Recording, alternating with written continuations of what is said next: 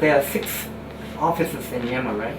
The Icrc office. Yep. 6 offices. So we have what we call the delegation is headquartered here in Yangon. Then we have a subdelegation in Sittwe, which has a subordinate office in Miao. That subordinate office was mainly set up because we were working on some major hospital projects in that area. And that work was partially completed in 2013 and continues this year. Then there's a subdelegation in Mandalay and an office in Myitkyina, which opened in March. And there's another office in Payan where the first of the orthopedic centres is located. So how many staff are total in Myanmar? There are a total of 50 what we call mobile staff, but expatriate staff, and about 250 resident staff, people from Myanmar. So a total of about 300. 300. Yeah. With the programs, we try as much as we can to work with institutions already in the country. So we work, and this is one thing that keeps our overheads down. We work very closely through the Ministry of Health.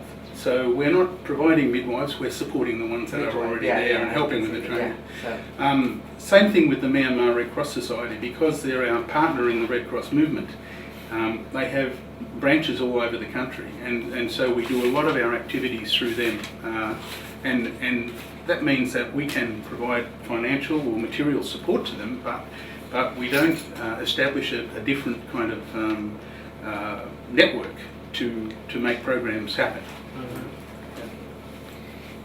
So can you tell me the budget for Myanmar? Sure. Total budget. Yep. Last year it was 17.2 million US dollars. This year it's a little over 24 million. So about 42% increase. This year is 7. Last year 17 million. 17 million. And this year a little over 24 million US dollars. Yeah.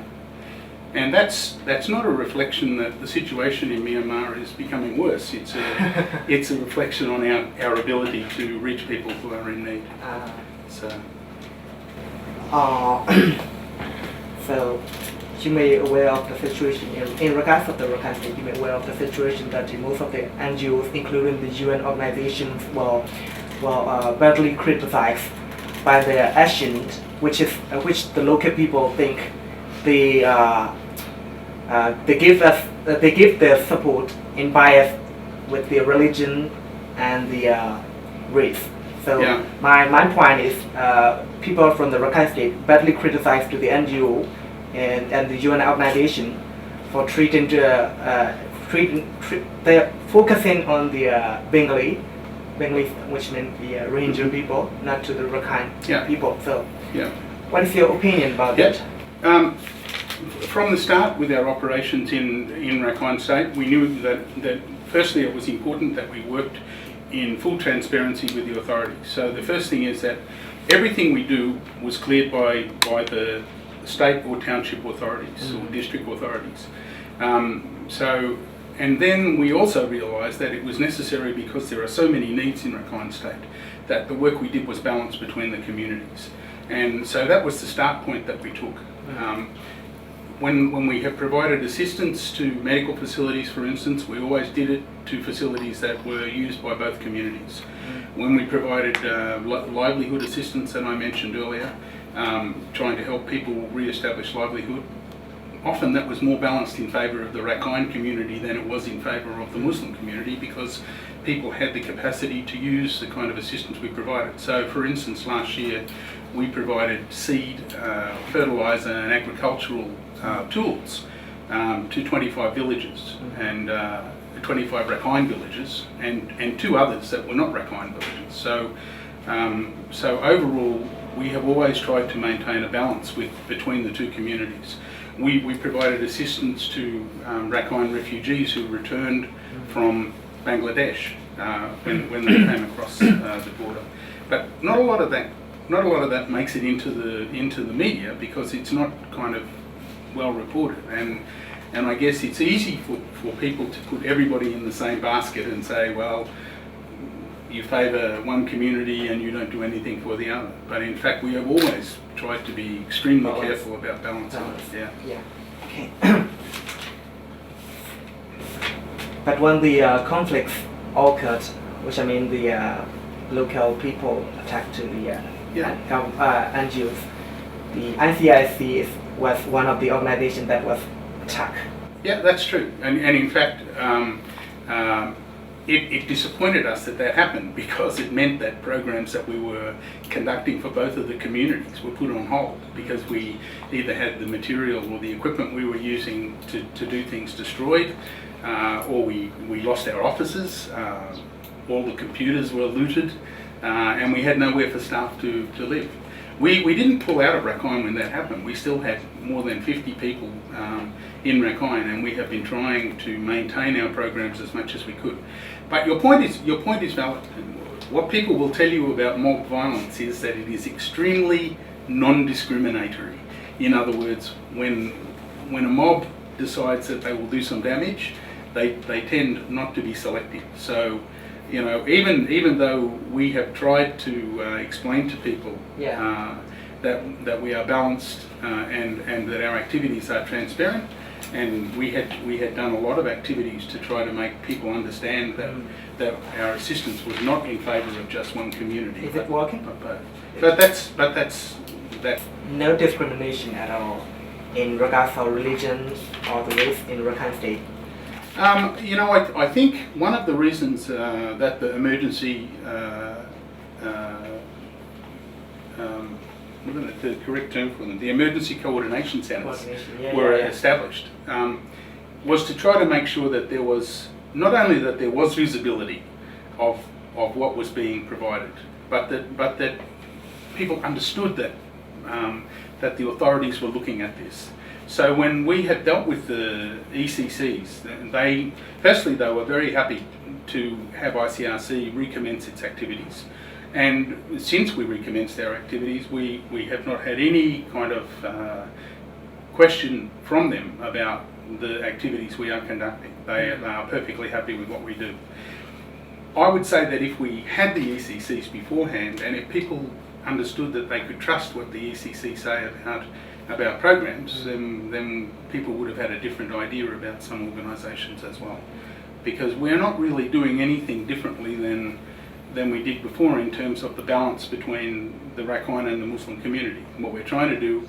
But now there's a bit more visibility of it, and the people in charge of that visibility are happy with the way we're working. Some people criticize about the situation in Rakhine. Why? You may be aware of that there are more than 50 NGOs working in Rakhine. Yeah. But there are some other areas in Myanmar which is much more, which the situation is much more worse than in Rakhine. So people used to criticize why there are so many NGOs in Rakhine, because the NGOs in Rakhine got sponsored from the how can I put this situation, from the Western countries, and some of the rich Islamic countries. You know what my point is. So people used to criticize when there is a lot of NGOs concentrated only on the Rakhine State, because they got sponsor and support, which means financially and infrastructurally and from the Western state countries and some of the rich Islamic countries. So what do you think about that? Well, I think that the problems in Rakhine are quite visible internationally, and maybe that people see that there is a lot of need. From our perspective, we think there's a lot of need for both communities in Rakhine, because it is one of the poorest states in Myanmar, and so it's not just the communal violence which creates need in Rakhine. There is need because communities are not very wealthy, and that creates a requirement for people to have assistance. From ICRC's perspective, we are a worldwide organisation, not a Western organisation. We are funded by 194 countries worldwide. Every country who is a signatory to the Geneva Conventions provides money to ICRC. So, in amongst that group, there are Buddhist countries, there are Muslim countries, there are Christian countries, there are countries with no religion at all. Yes. So it's not, for us, it's not a question of whether it's the West or somebody else offering the support. Perhaps it is for other organisations, but I would not speak for them. Yeah. For us within Myanmar, we expanded our activities after a period where we had some differences of opinion with the authorities back in the last decade, and now our expansion is as much in the east of the country as it is anywhere else. So, you know, we see the needs in other places, in Kachin State, in Shan State, in Kayin State, and we're working there as well. So there's, certainly it's not just the one place that we are trying to do some good work. So in conversation with the chief editor, you claim that ICRC just only use 7% of the budget to the salary for the... Yeah, that's a figure from the ICRC, that's a verified figure from the ICRC annual report, which is available on the ICRC website. So was it audited by the international organization? What is, sorry? Was it audited? Okay, yeah, yes, the ICRC is audited, absolutely. Like every other organisation, the ICRC is audited. Yep, and then, so the report for 2013 is not on the website yet because it's going through that process. But if you look at the ICRC website, then all of that information is available, including the specifics of the budgets for every one of the more than 80 countries in the world where we work. In publication, we used to criticize some of the action that the foreigners, especially Western foreigners from the NGOs, got the salary which is much more higher than the local staff. So what do you think about, how about the ICRC in Myanmar? I haven't looked at the salary range for other organisations. I know in almost all of the things we do, we talk about it's a very important subject for ICRC about how much money is spent on things like that. So we certainly, as you can see from the offices here, you know, we don't have a particularly grandiose setup, and we've got people jammed into offices with not so much space. So that's pretty much how the ICRC approaches things. Nobody flies business class in this organisation. Nobody, from the top down, you know. And nobody stays in flash hotels either. We say we are an austere organisation because we have a responsibility to spend money that is spent wisely. Yeah, so that's right. we got some big donors as well. You know, the Swiss government, because ICRC is an organisation that was started in Switzerland, they pay the entire cost of ICRC headquarters in Geneva, which means when organisations start to look at overheads, that cost is not something that then reflects on how money is spent in the field. So you're saying there is no big difference between the foreigners and the local staff in ICRC? There's always something of a difference because of the way salary scales are in the countries where people live. A lot of ICRC delegates, very large number of ICRC delegates, are members of their own Red Cross society and on loan to ICRC. So more than half of the expatriate staff here are earning what they would earn if they were living in Canada or Australia or Spain, in the country that is provided, paying tax in those countries on their salary. And so the salary scales for staff employed that way in ICRC are not anything like some other organisation, I can assure you. That's the contribution that other countries in the Red Cross movement or Red Crescent movement make to helping the work of the ICRC. So the delegates from the ICRC got the salary as the same as from the country like Canada and... No, it's I would say most of the salaries for mobile staff are higher than local staff, but that's because in the country that they live, they still have to pay tax, maintain homes and things like that. They also pay an enormous amount in insurance and other costs. But what I'm saying is that while there is always going to be a difference, because somebody ultimately has to go back to Canada or Australia or somewhere else to live. and nobody can afford to work for nothing. But it's based on the cost of living mostly in the country that they come from. Yeah. Another criticism about the international NGOs is especially foreigners. Yeah. I don't think you can get away from that. In every country anyway, you find that there's a variation in the salary scale. But as a rule, for the staff working for Icrc, they are paid a lot less than, they earn a lot less than many other staff because they come as a gift, if you like, from the Red Cross or Red Crescent Society in the country in which they are employed. Yeah, what I'm saying is people used to criticize the international NGOs because some of the delegates use the luxury service such as the hotels and going to the beach and cars, such kind of luxury things. So can you guarantee that the Icrc delegates from the Icrc never use such kind of luxury?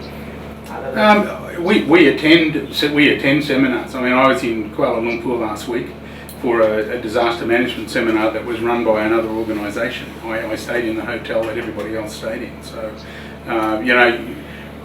this kind of scrutiny is never. You can never say it's absolute, but I can tell you that we don't fly business class, and a lot of organisations maybe do. And we take what we call in English an austere view of spending donors' money because the donors want it spent on beneficiaries. So institutionally, that's the way Icrc looks at it. And in my 15 years with Icrc and the Canadian Red Cross, it has always been like that. Another question that I want to ask is the Kachin conflict has been started from the 2011. Yeah. Yeah, but the conflict in Rakhine started only in 2012. So my question is, the delegation office in Kachin was opened in March 3 of this year. The office in Kachin was opened in March, but back in around about 2000, we had an office in Tangui and an office in Shantung. So we have been in the eastern part of the country where the fighting has been occurring since 1986. So we are latecomers to Rakhine as a result of the communal violence, but our activities in the eastern part of the country have been going for 28 years. We have been active in one way or another with the orthopedic programs or other activities. Okay. So you told me that the total budget for Myanmar this year is 24 million US dollars, right? So what is the budget for the Rakhine State? Okay, you know what? I can split it with different work that we do, but overall, it's less than 50% of it is in Rakhine. But in Rakhine, for livelihood activities so far, because we did not yet start these in Kachin, then the budget for some things is higher in Rakhine than it is in Kachin. But we have rehabilitated more medical facilities in Rakhine than we have in Kachin, but because we've only just started on them in Kachin State. So we're working on 3 at the moment and likely more after that. Okay. 2 physical rehabilitation centres being built in Kachin and hopefully 1 in Shan State. So those 2 will tip the balance quite a bit as well. So I guess I would say at the moment between those 2 about the same, and then in terms of the budget. But there are activities we conduct from Myanmar, for instance, the prison visits, which we do for the entire country, are really not just restricted to those 2 states. Neither are orthopedic activities for that matter. So can we say that budget for Rakhine is higher than the other states? Only in some things where we had started those programs earlier, but I think now that we are more focused in Kachin, we have opened the office in Myitkyina, so we can liaise more closely with the state authorities and with our Myanmar Red Cross Society colleagues, then that balance I think is shifting. But it's not much more in Rakhine at the moment anyway. Opinion of that, even the Icrc never discriminate in terms of support to the local people and the Bengali and the Muslim people. What's your opinion that even you guys are supporting both communities, why the local people are angry with your action in supporting? Yeah. I was in Miao in the week before the violence in Sitwe, and I was speaking to a group of people, some of whom were kind of questioning where ICRC's work was. And I was explaining to them that it's a good question, because the background to our work, we are one of the few organisations, if not the only organisation, that has to work according to a set of rules given to us by the international community. So without the history lesson, back in 1949, when the Geneva Conventions were signed, the statutes of the Red Cross movement were also agreed by an international, two people from each country. Okay, and the statutes say to us that we have to work in accordance with the fundamental principles, what we call the fundamental principles. The Myanmar Red Cross Society also has to work in accordance with the fundamental principles. And countries which sign the Geneva Conventions have to allow their national society and other components of the movement, including ICRC, to work in accordance with the fundamental principles. So the point I was making to this audience was, even if we wanted to do business some other way, we're not allowed to, because these are the rules which govern the way we work. So then when you look at the principles, and they have subsequently in early 2000 been adopted by the United Nations, and they call them the humanitarian principles, impartiality means we are supposed to provide assistance according to need. Independence means that we are supposed to make the assessment ourselves of what needs to be done. Now, we are as much obliged to obey Myanmar law as any Myanmar citizen, and we are very careful about that.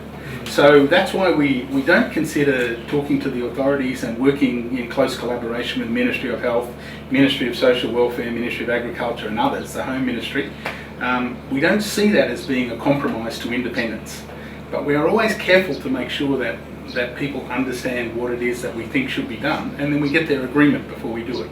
In the same way now, as everything we do, we forecast with the ECC before we do it. Not, we're not off making our own arrangements, and because we're upfront with them, they're happy with the way we work. So we do work in accordance with the principles, the fundamental principles of the movement. But what about the financially, like the budget that you have to support or provide? Like, I understand you have to ship the medicine to the Rakhine state. The point is, how about they asking for the money? Then how are you gonna, spend it? Okay. Each year, in the year before we do a planning activity, we're about to start that for 2015, where we look at what we think the need will be, and then we create objectives to try to assist. Then each one of those is costed. There's the financial estimate of how much this would cost. And then we bid to Geneva, and we ask our headquarters to agree to give us the money to conduct those activities. So then they transfer that money to the delegation as the delegation spends it. So for instance, if we have, let's say we have a seminar with the police planned to talk about human rights law, at the time that we start to conduct that, before that activity, then the money is made available to the delegation, and then we have to provide receipts for hotel accommodation or travel of attendees or the food that people eat during the seminar. That sort of thing is all totaled, and then the bills are paid, and then the organisation in Manila checks to see if the money has been spent the right way. So there is accountability at every step, basically. Not only we have to ask for it in advance, and then we have to acquit it as the money is spent. If something comes up where we, let's say some urgent need is created and we haven't asked for the money, then the delegation has some latitude to spend money without asking Geneva. But if it's more than about $12,000 for a major activity, then we have to make a proposal. Okay. So you need approval. Yep. So the people are very careful about about how much is spent. And the proposal would include what are the other alternatives? Why do we have to spend this amount of money? And sometimes What are the maybe- options? Yes. Yeah. Yeah. So you mentioned about the like 3 rehab center in Rakhine State. Yep. What people are claiming is they are not getting fully support. Like you are rehab for the livelihood rehabilitation centers. You try to give them, The physical rehabilitation. Yes. And Yeah, we don't conduct physical. We're talking about for disabled people. No, not the disabled people that like you mentioned, like communal violence. Affected the area. The people live over there, establish their livelihood. You are telling Okay. the 3 rehab center right there to Okay, so the livelihood support that we provided was we provide a range of different things in this program. We provide wood sticks for IDP camps because there is no firewood for people to cook Okay. meals. We provided trishaws, like trishaw taxis for one to a family, so that the person could earn money doing that. We provided cash for work and cash grants under some circumstances. So even this week in Rakhine State, one of the Rakhine villages was getting the payments for cash grants. Okay. So those things are programmed to occur over a period, like a 3-month or a 6-month period, and then the kind of payments are made to people. In Rakhine we also we provided assistance for people to set up their own business, like a small food shop, to give them a start so that they can then start their own business and then in the long term hopefully look after their families. So that's the kind of thing. But that's split between both communities. That's certainly not in favour of one and not the other. So again, there's a balance with that work. So how much would it be for the cash grant? I don't know how much the individual cash grants are. I know overall the economic security program in Myanmar is about $2.4 million a year. Correct. Yeah. 2.4 million. But that includes things like the distributions in Putao. That includes the work in Kachin as well. A lot of the distribution through Myanmar Red Cross Society. So it's the cash grants is a very small portion of that. They don't give a huge amount of money, but they pay people for work as well. I mean, a lot of organisations do cash for work for infrastructure projects.